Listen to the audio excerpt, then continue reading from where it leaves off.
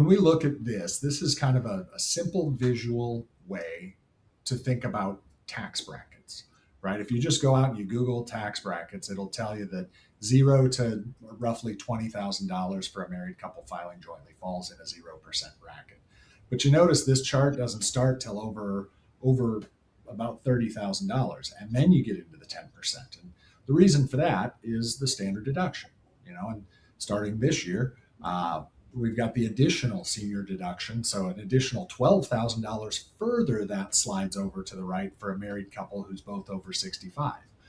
So you can see that as we add dollars, as we add ordinary income, as we move to the right across the bottom of the graph, only the dollars that fall in those ranges gets taxed at that rate.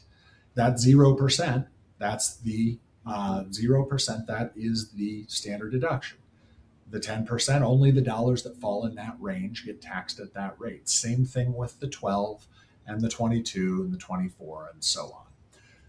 If we were thinking that we wanted to be really tax efficient in retirement and we had lower kind of overall income needs over our lifetime, then we would just fill up the 0% or the 12%.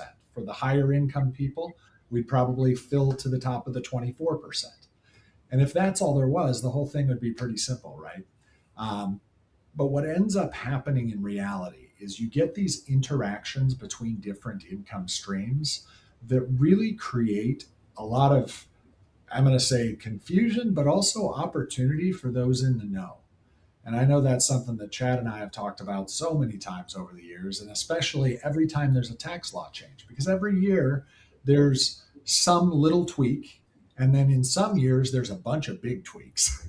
And whenever those happen, we really need to be revisiting the overall strategy through the course of a retirement.